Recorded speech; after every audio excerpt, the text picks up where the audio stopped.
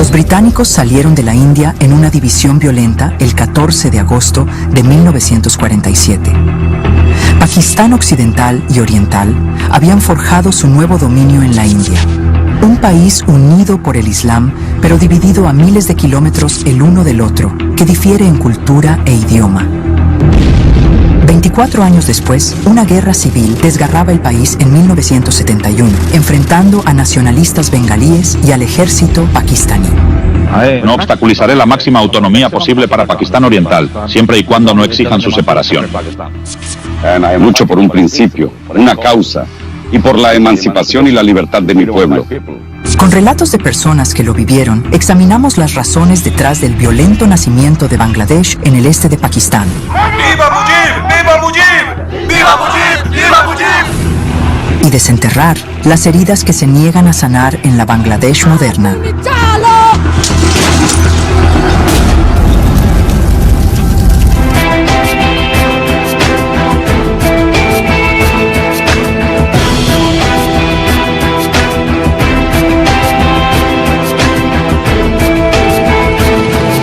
El siglo asiático, el ascenso y caída de Mujib.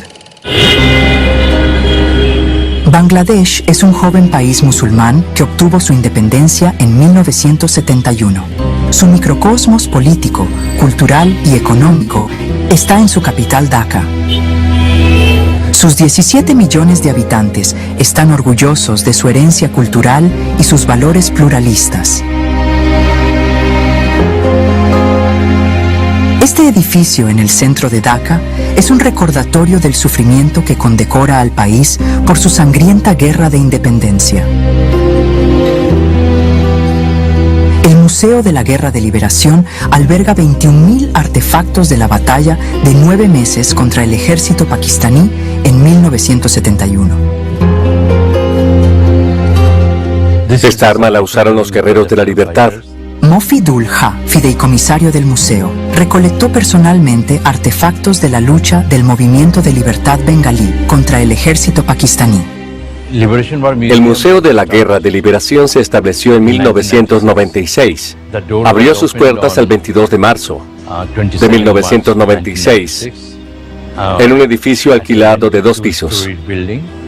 Se trata de la resistencia, la lucha del pueblo, cómo se organizaron en varias áreas que fueron liberadas de la ocupación pakistaní, y también cómo tomaron el entrenamiento y entraron al territorio y se enfrentaron al ejército pakistaní. Entonces ahora es realmente una institución de orgullo nacional. Pero la imagen de un hombre eclipsa todo en las galerías. Sheikh Mujibur Rahman, conocido como Bangabandhu o amigo de Bengala en la actualidad, de un país que lleva el nombre de su idioma nacional, bengalí. Bangabandhu es nuestro padre de la nación. Él es el mayor líder de Bengala. Tenía una gran personalidad, un gran carisma, un gran carácter. El pueblo bengalí nunca pudo, ni volvió, a encontrar ningún otro líder que tuviera la visión que él tenía. Hace casi 70 años, Mujib, un líder estudiantil de la provincia de Bengala, luchó valientemente por la creación de Pakistán. El país, en mayoría musulmán, nació en la violencia el 14 de agosto de 1947. Separar las provincias de Bengala y Punjab de la India condujo a migraciones masivas. Los hindúes se mudaron a la India y los musulmanes a Pakistán. Había 2 cajas ante los votantes. Pakistán estaba escrito en una caja e Hindustán estaba escrito en la otra. Ruedad Khan era un joven moderador musulmán en 1947, cuando optó por irse a Pakistán. Fue como un sueño hecho realidad. Nos resultó muy difícil creer que hubiera llegado el día en que los británicos abandonaran la India. Los musulmanes habían conseguido su propio territorio independiente y avanzado en aquellas partes de la India donde eran mayoría. Vi bajar la bandera de Gran Bretaña y subir la bandera de Pakistán en Peshawar el 15 de agosto de 1947. La ira y el dolor de dejar sus hogares pronto sumió a ambas naciones en la violencia. Hindúes y musulmanes que alguna vez vivieron juntos lucharon por la sangre del otro. Vi camiones cargados de cadáveres y personas heridas que eran llevadas al hospital. Y por la noche podías escuchar: ¡Larga vida a Pakistán! ¡Larga vida a Pakistán! Los hindúes y los musulmanes condenando las divisiones de Pakistán y gritando cosas y matándose entre sí. A pesar de la violencia, Muhammad Ali Jinnah, de la Liga Musulmana, lideró la independencia de Pakistán en las áreas de mayoría musulmana de la India británica. Pakistán Occidental se formó por un lado y la provincia de Bengala se convirtió en Pakistán Oriental. Las 1000 millas de la India los separaban. Pakistán se creó asumiendo que solo hay dos naciones que habitan el subcontinente indio, hindúes y musulmanes, y que nunca podrían vivir juntas. Esa fue la premisa del señor Jinnah. Esa fue la base sobre la que se formó Pakistán. Pero la idea de la unidad musulmana pronto comenzó a desvanecerse con Pakistán Oriental y Pakistán Occidental alejándose en 1948. Hipódromo de Ramla Medan, 1948. El fundador de Pakistán Oriental y Occidental, Muhammad Ali Jinnah, llega a Pakistán Oriental en su primer y último discurso en Dhaka. Seré extremadamente claro, para no dejar dudas de que el idioma estatal de Pakistán será el urdu, no ningún otro, y cualquiera que intente decir lo contrario, en realidad es un enemigo de Pakistán.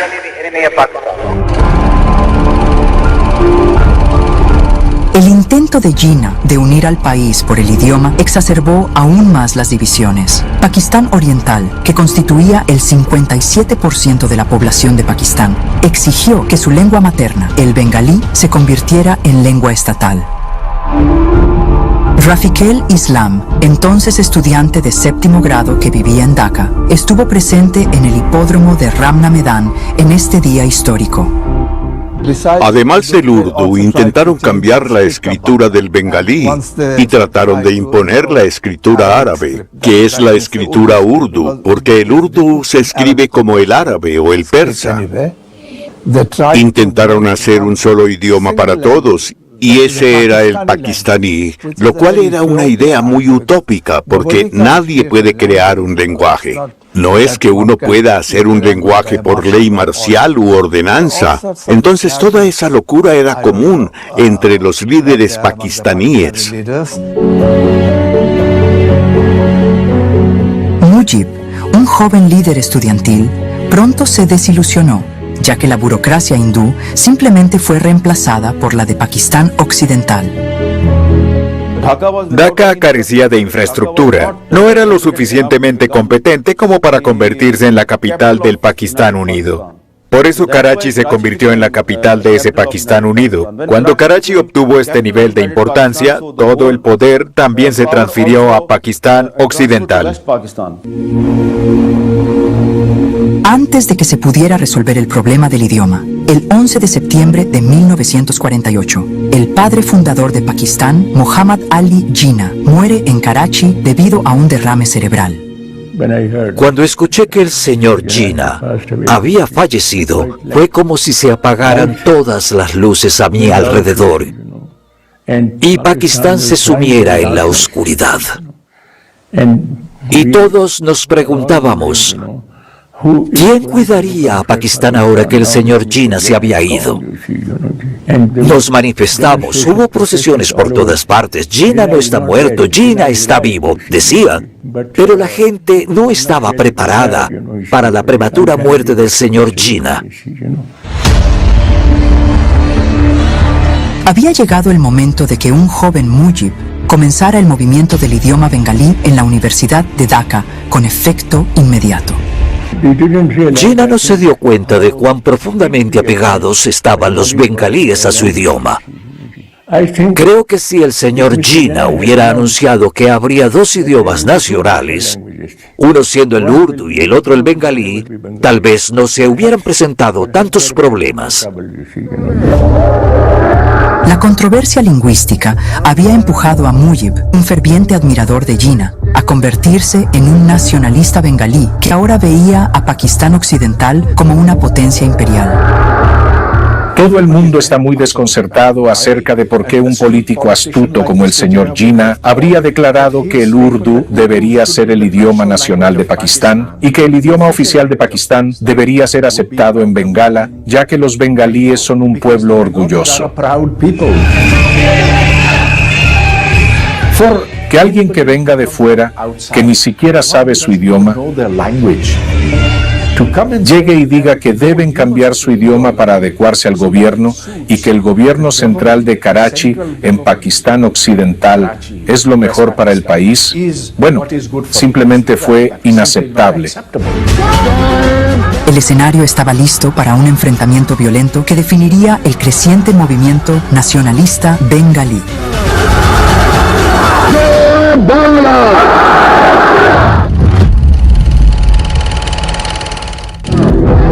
El creciente movimiento del idioma bengalí en el este de Pakistán se convirtió en un peligro creciente. Estalló en violencia el 21 de febrero de 1952, cuando activistas estudiantiles se enfrentaron con la policía. 11 líderes estudiantiles fueron asesinados a tiros en una brutal represión por parte de las autoridades de Pakistán Occidental. Ese día, por su lengua materna, los bengalíes sacrificaron sus vidas para que eso cambiara todo el escenario de la parte oriental del subcontinente. Las protestas masivas lideradas por Mujib dieron como resultado que el bengalí finalmente fuera aceptado como idioma nacional en 1956. Pero la representación limitada de los bengalíes en los puestos gubernamentales debido al racismo era un problema latente. Los pakistaníes occidentales, incluyéndome a mí, cuando era un niño y luego de adolescente, eran muy racistas porque nos dijeron que los bengalíes, ya sabes, no pueden ser tan buenos musulmanes porque son oscuros y no pueden hablar urdu. Pakistán Occidental también fue cómplice en la creación de problemas constitucionales para Pakistán Oriental. No pudieron producir una constitución en un período de 2 años.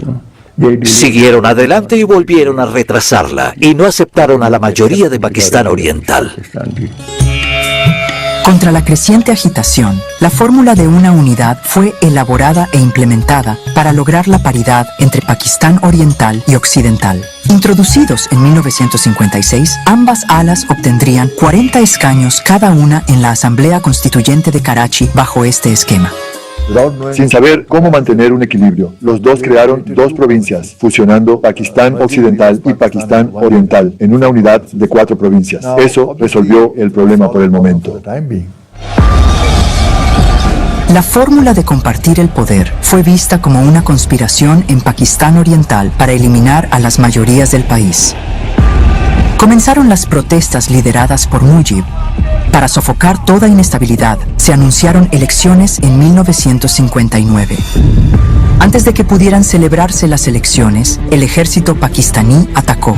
El jefe militar, Ayub Khan, tomó el poder en 1958, en su intento por impulsar el crecimiento económico, tanto del este como del oeste de Pakistán. Bueno, ustedes han pasado por este proceso durante mucho tiempo y hablaremos de ese tipo de democracia occidental que solo existe al norte del Canal de la Mancha. ¿No es así? No ha funcionado con éxito en ningún otro lugar.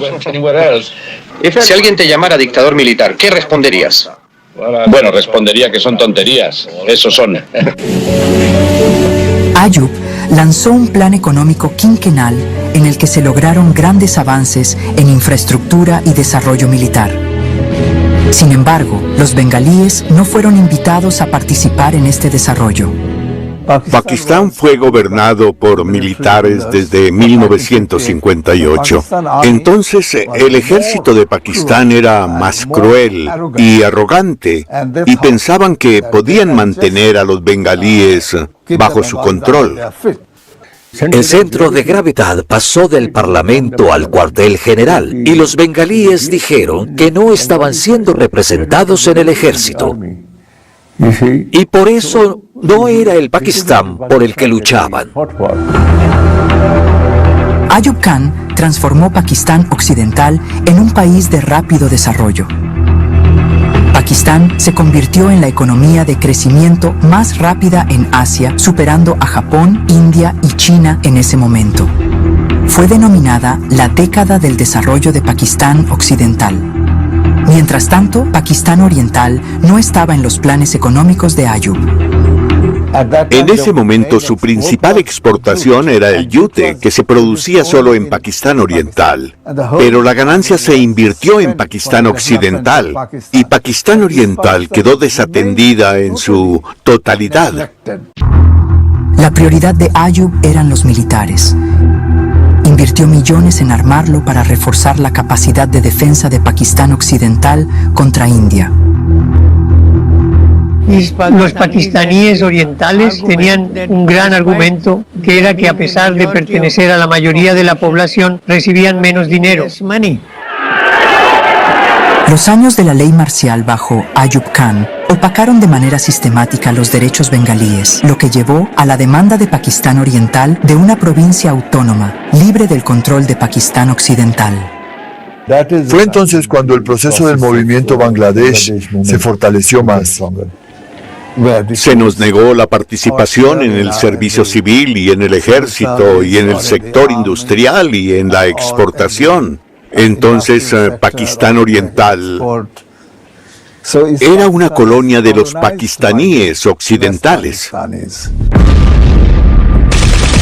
El estallido de la guerra entre Pakistán e India en 1965 por el territorio en disputa de Cachemira intensificó la sensación de vulnerabilidad de Pakistán Oriental. Lo único que unió a los dos países en ese entonces fue el miedo a la India como enemigo común. Pero la guerra del 65 hizo estallar ese miedo, porque Pakistán Oriental vio que Pakistán Occidental no podía defenderlos. El líder nacionalista bengalí, Mujib, vio esto como la falta de interés de Pakistán Occidental en proteger a Pakistán Oriental. A eso se sumaron las declaraciones del general Ayub Khan sobre Pakistán Oriental, y dijo que si los bengalíes querían formar parte del ejército de Pakistán, debían estar en condiciones porque no tenían educación ni eran personas bien formadas. Así que, definitivamente, esta actitud de la clase dominante en Pakistán Occidental creó malentendidos en los corazones y mentes de los bengalíes. En 1966, Mujib lanzó un plan de 6 puntos. Preveía autonomía para todas las provincias, y un ejército autónomo y una moneda diferente para Pakistán Oriental.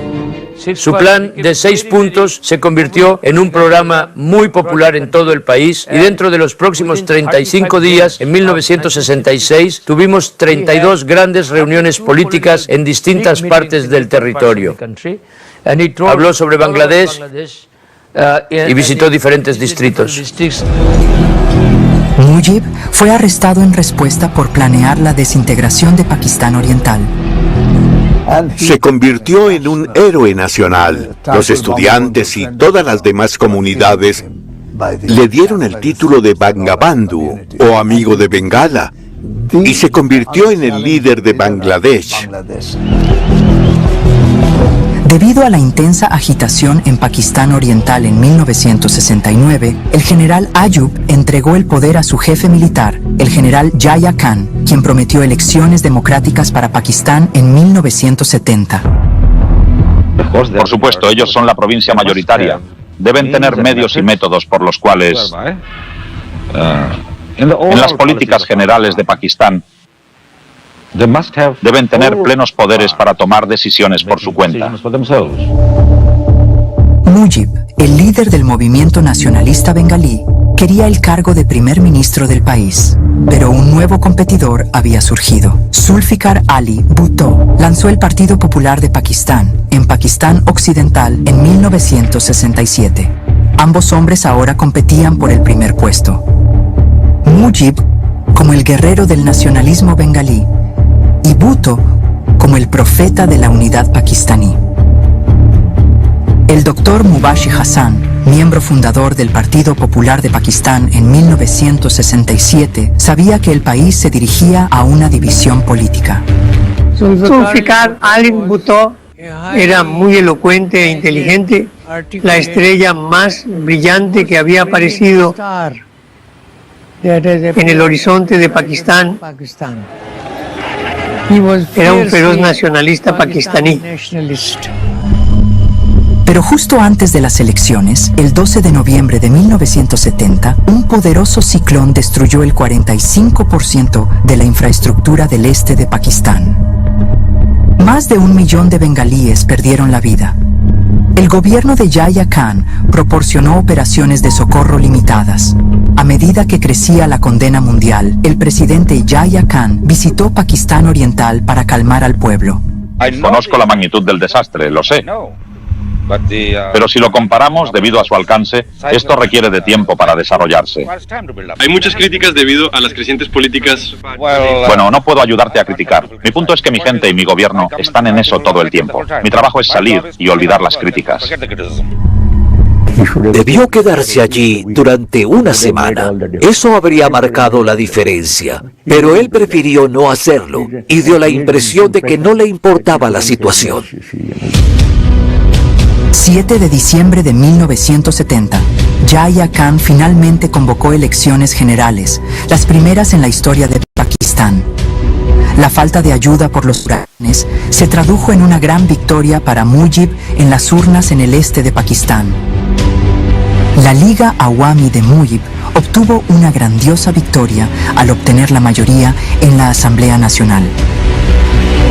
Respaldado por Yahya Khan, Zulfikar Ali Bhutto no estaba dispuesto a aceptar los resultados electorales.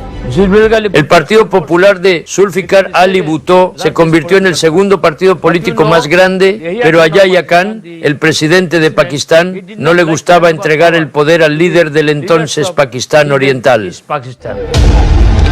Pasaron días preciosos y el poder aún no había sido entregado a Mujib como primer ministro legítimo. Depende de ellos ahora si deciden qué hacer, pero puedo decirles una cosa. Nadie debería jugar con fuego. Nadie debería tratar de reprimir a 70 millones de personas. Yo era director gerente de Pakistan Television. Cuando se llevaron a cabo las elecciones del 70, grabamos todo. Estábamos solos, Sheikh Mujibur Rahman y yo. Él solo se sentó frente a mí y yo estaba frente a él. Le dije, hay muchas personas en Pakistán Occidental que quieren conocerlo. ¿Por qué no ha ido a Pakistán Occidental? Y él respondió que Pakistán Occidental quedaba lejos y que costaba mucho dinero y tiempo llegar allí. Me di cuenta de que Sheikh Mujibur Rahman había perdido todo interés en unificar Pakistán. Fue en esta coyuntura que Mujib supo que vivir en un Pakistán unido no era posible. El 7 de marzo de 1971, el jeque Mujib tronó en el hipódromo de Ramna Medan por una lucha armada por la independencia de Pakistán Oriental. Tenga en cuenta que porque nos hemos esforzado, por la gracia de Alá, liberaremos a la gente de este país. Es mi tierra, es tu tierra. Yahya Khan decidió visitar Pakistán Oriental para mantener negociaciones con Mujib sobre una transferencia de poder. Mubashi Hassan acompañó al equipo de Pakistán Occidental en representación de Zulfikar Ali Bhutto. Y habíamos acordado 5,5 puntos por nosotros, señor Bhutto. Nunca concedieron ninguna demanda. Mientras mantenían diálogos políticos, sacaban tropas, armas de Pakistán Occidental a Pakistán Oriental. Al amparo de las negociaciones, el presidente Yahya Khan posiciona a Pakistán para aplastar brutalmente el sueño nacionalista de Pakistán Oriental.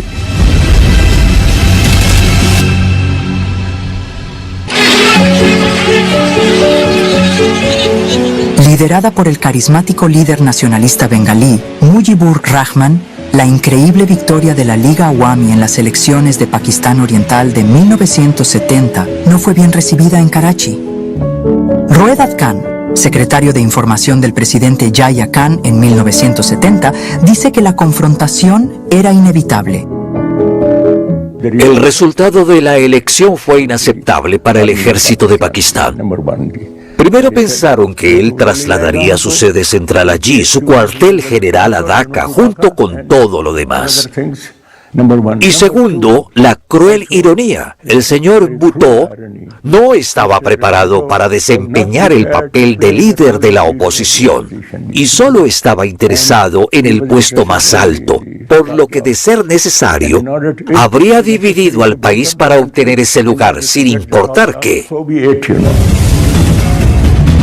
El 26 de marzo de 1971, el día después de su alentador discurso en el hipódromo de Ramna pidiendo la independencia de Bangladesh, Mujibur Rahman fue arrestado y encarcelado en Pakistán Occidental.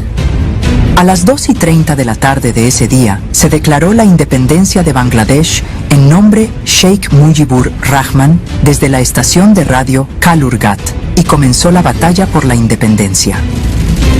El ejército pakistaní respondió de inmediato con toda su fuerza. El principal general de Pakistán Occidental fue enviado a supervisar la represión. El general Niazi fue enviado desde Pakistán Occidental a Pakistán Oriental para hacerse cargo del Comando Oriental y dijo que cambiaría la raza de esos malditos bengalíes. El periodista pakistaní Anthony Mascarenas fue enviado a Pakistán Oriental en una visita guiada del ejército de Pakistán. Debido a la represión de la prensa, el resto del mundo no sabía casi nada sobre la brutal represión militar que ahora estaba ocurriendo en Pakistán Oriental. El ejército pakistaní estableció su control sobre el territorio. Invitaron a periodistas extranjeros a venir a echar un vistazo. Trataron de mostrar que todo estaba en calma, en silencio y en paz, con pocos intrusos del otro lado de la frontera que creaban disturbios. Los llamaron malhechores y también que India estaba tratando de interferir en los asuntos internos de Pakistán. Anthony Mascarenas, como periodista, estaba familiarizado con la realidad de Pakistán Oriental y Pakistán Occidental. Incluso lo descubrió en esta visita guiada. El 13 de junio de 1971, un artículo titulado Genocidio de Anthony Mascarenas expuso la brutalidad de la represión de Pakistán en Pakistán Oriental. El artículo de opinión provocó una condena internacional que llegó desde todas partes del mundo. La primera ministra india, Indira Gandhi, vio esto como una valiosa oportunidad para desmembrar Pakistán, ayudando al movimiento por la libertad bengalí. Millones de refugiados del este de Pakistán ya habían comenzado a llegar a India para escapar de las hostilidades. Gandhi ordenó al ejército indio que comenzara a reclutar combatientes por la libertad bengalíes, llamados Mukti Bahini. El objetivo era lanzar ataques al estilo guerrillero contra el ejército pakistaní y preparar el terreno para una guerra del ejército indio contra Pakistán.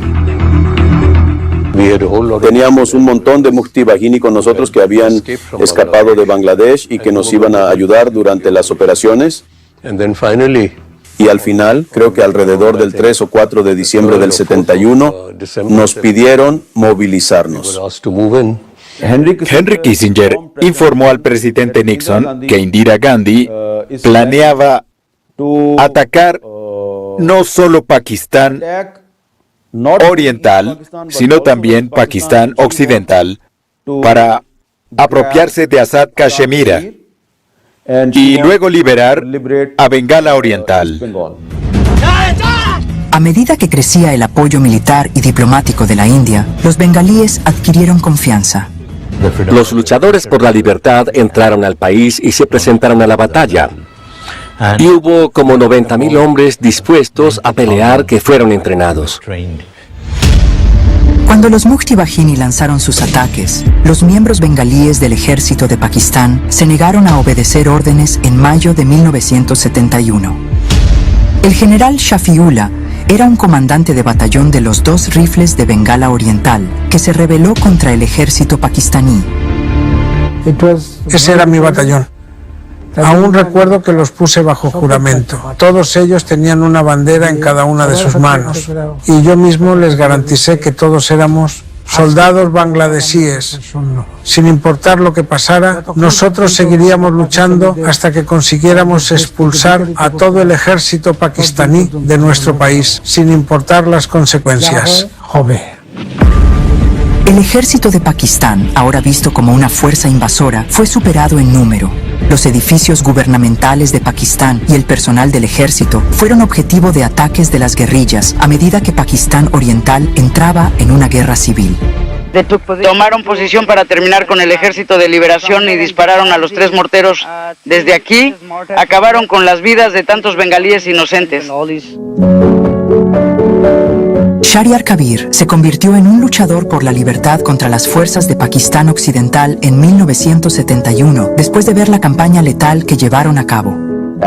En ese momento no había ni una sola familia en Bangladesh que no hubiera perdido a sus seres queridos. Había campos de exterminio alrededor de Dhaka, en Rair Bazar, en Mirpur, en Mohammedpur. Había muchos campos de exterminio. Los cadáveres de los intelectuales fueron arrojados allí. Nuestros familiares buscaban con desesperación los cadáveres de sus seres queridos.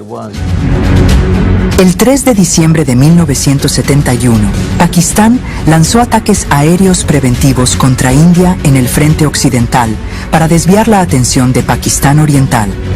Una guerra en toda regla había comenzado en los frentes oriental y occidental de Pakistán. Para tomar represalias contra los Mukti Bahini, el ejército pakistaní levantó una fuerza guerrillera del Jamaat-e-Islami, un partido religioso que apoya su causa en el este de Pakistán. Jamaat-e-Islami era la organización colaboradora del ejército de Pakistán. Colaboraron con Pakistán en nombre de Al-Badr y Al-Shams y Rayakar. Estaban en contra de nuestra independencia. El ejército de Pakistán pidió refuerzos desde Pakistán Occidental, pero India cerró su espacio aéreo, cortando la conexión entre las 2 alas. El 9 de diciembre de 1971, cuando el ejército indio y las tropas Mukti Bahini tomaron el control de las ciudades del este de Pakistán, India reconoció el nuevo estado de Bangladesh. Mujib, languideciendo en una cárcel de Pakistán Occidental, tenía poca o ninguna pista sobre el éxito de los Mukti Bahini en su país. No puedo expresar cómo fueron esos momentos. Los hindúes y los bangladesíes estaban tan contentos que venían hacia nosotros y nos abrazaban. Estaban encantados de ver que el ejército indio finalmente había llegado. Muy superada en número, la estrategia militar de Pakistán Occidental, incapaz de contrarrestar los ataques guerrilleros lanzados por los Mukti Bahini y el ejército indio.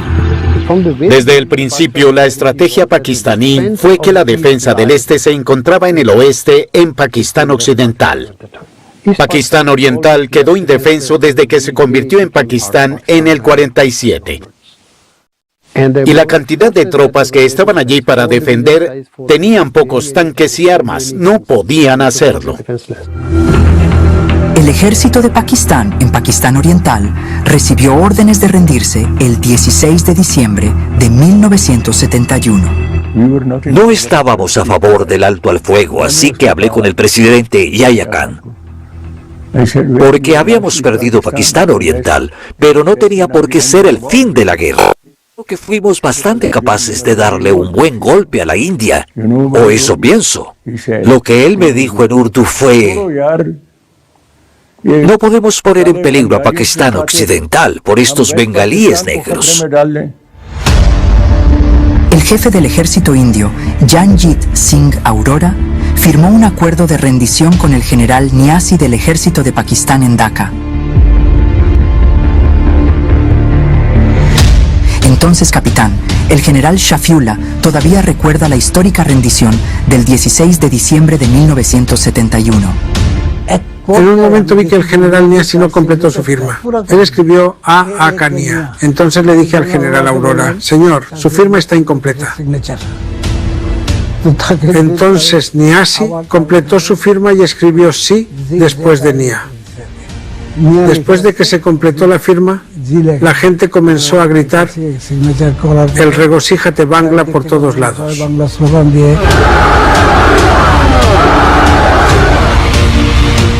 En ese momento hubo un sentimiento mixto porque habíamos perdido a muchos de nuestros colegas. Tanta gente, tantos familiares por un lado, y por el otro había muchas emociones juntas. De una manera estábamos muy felices por nuestra recién ganada independencia, pero por otro perdimos todo. Se estima que entre 300.000 y 3 millones de civiles murieron en Pakistán Oriental. Era propaganda política llena de exageraciones que se repartía por doquier, pero no significa que las atrocidades no les sucedieran a los bengalíes. Esta fue una guerra amarga. Antes de que ocurriera la represión del ejército en marzo, había pakistaníes occidentales que fueron asesinados de forma brutal por las fuerzas Mukti Bahini. Según relatos indios, 93.000 soldados y civiles pakistaníes fueron tomados como prisioneros de guerra. En enero de 1972, un mes después de la rendición, Pakistán Occidental liberó a Mujibur Rahman, quien regresó a Bangladesh para una gran recepción. El destino de un Pakistán unido ya estaba sellado. La visión de Muhammad Ali Jinnah se había desaprovechado en esos 24 años. Sheikh Mujib prestó juramento como primer ministro de Bangladesh. Las expectativas de Mujibur Rahman como salvador del nuevo país eran extremadamente altas. Con respecto a nuestras relaciones con Pakistán, espero que el señor Bhutto acepte la realidad de la República Popular Independiente y Soberana de Bangladesh. Los problemas para el Estado recién creado aún no habían terminado, como Mujib pronto descubriría.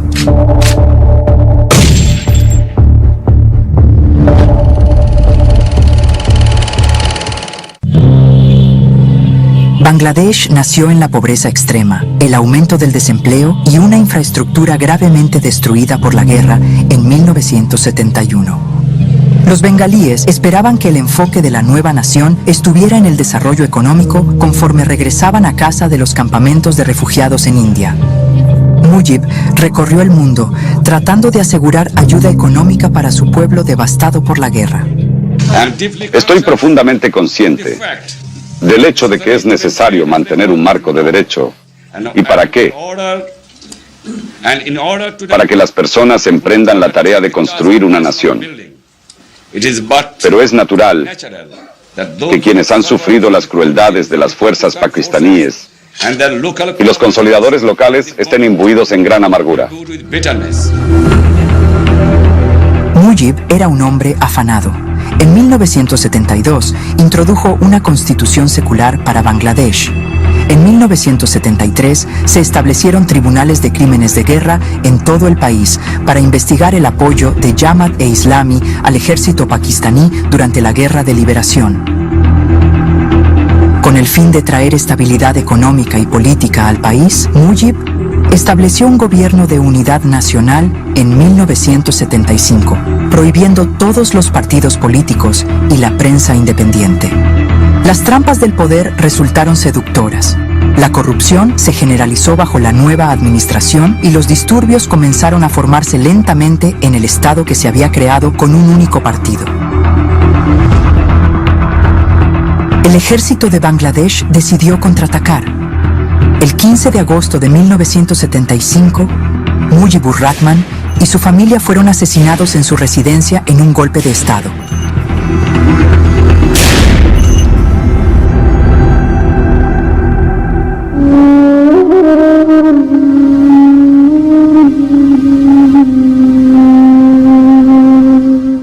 Todos los miembros de su familia fueron asesinados, excepto sus hijas porque no estaban en el país, la actual primera ministra, que era hija del padre fundador de la nación, Sheikh Hasina. Ella estaba fuera del país, su hermana menor tampoco estaba allí. Así fue como las dos hijas del padre de la nación sobrevivieron. Todos los conspiradores militares fueron promovidos, pero el caos reinaba.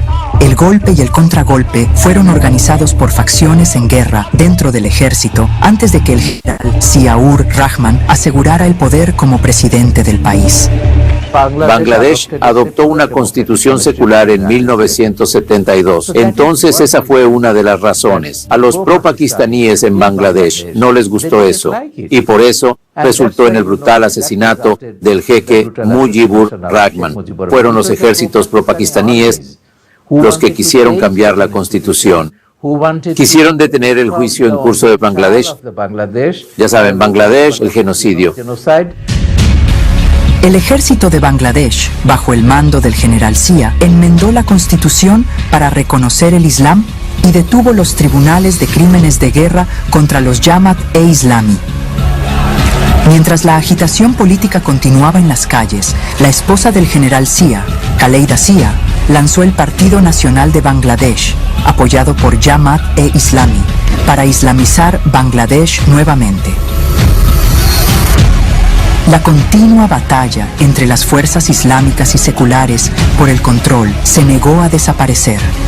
La hija de Mujib, Sheikh Hasina, regresó a Bangladesh para reclamar la visión secular que tenía su padre de su país. En 1981 fue nombrada líder del partido de su padre, la Liga Awami. En 1996, la hija de Mujib, Sheikh Hasina, ganó el poder en las elecciones y se convirtió en la primera ministra de Bangladesh. En 1999, reanudó el Tribunal de Crímenes de Guerra, el deseo incumplido de su padre. Hasina consolidó su control sobre el poder, continuando con su éxito electoral conforme se acercaba el nuevo siglo. Casi 13 años después, en junio de 2012, figuras clave de Jamaat-e-Islami, incluido el líder Abdul Qadir Mullah, fueron encarceladas de por vida. Pero los jóvenes bangladesíes no estuvieron de acuerdo con el veredicto. Querían que ahorcaran a los criminales de guerra. Imran Sarkar inició el movimiento Shabak en 2013 para obligar al gobierno a revertir las condenas a cadena perpetua y colgar a los perpetradores de los crímenes de guerra de 1971. Para el ejército pakistaní, en 1971 no fue fácil identificar quiénes eran los combatientes por la libertad que se infiltraban a 1.200 millas de distancia. Entonces, Jamaat-e-Islami asumió el papel de identificar a los luchadores por la libertad y actuó como principal colaborador. Los Razakar eran quienes estaban en contra de la libertad de Bangladesh. El Jamaat-e-Islami contraatacó contra las demandas del movimiento Shabak, con protestas en todo el país. Bangladesh, un país que se separó del nacionalismo islámico de Jinnah, ahora irrumpía, una vez más, en la violencia por motivos religiosos. Cientos de miles de personas se manifestaron en las calles por la cuestión de las sentencias de muerte redentoras para los acusados. No fuimos testigos de la guerra de liberación. Hemos visto a los luchadores por la libertad, nuestros padres y tíos entre ellos. Estamos unidos para exigir que se ahorque a quienes colaboraron con el ejército pakistaní durante la guerra de liberación. Somos estudiantes de Dhaka. Solo tenemos una demanda. Queremos verlos ahorcados. El país ahora estaba dividido entre los partidarios de la derecha religiosa de Jamaat-e-Islami y quienes apoyaban el movimiento secular Shabak. Bangladesíes comunes salieron el 5 de febrero de 2013 para protestar contra estos procedimientos. Se emitió un veredicto contra Qadir Mullah, más conocido popularmente como el carnicero Qadir. Durante la Guerra de Liberación de 1971, mató a 344 personas de una aldea en un solo día. En medio de objeciones de las Naciones Unidas sobre el juicio, Abdul Qadir Mullah finalmente fue ahorcado el 13 de diciembre de 2013. Hubo explosiones, ataques incendiarios y enfrentamientos con la policía en Bangladesh tras la ejecución de Mullah, dividiendo el país por motivos ideológicos. Hoy en día, mientras Bangladesh continúa dividido entre el secularismo y las crecientes narrativas islamistas, una comunidad de 500,000 personas aún reside en Dhaka sin ninguna nacionalidad. Son conocidos como los pakistaníes varados de Bangladesh. Esta minoría étnica bihari se mantuvo leal a Pakistán cuando emigraron a Pakistán Oriental en 1947 desde la India. Hoy en día, estas personas están perdidas en el limbo sin que India, Pakistán o Bangladesh las reclamen.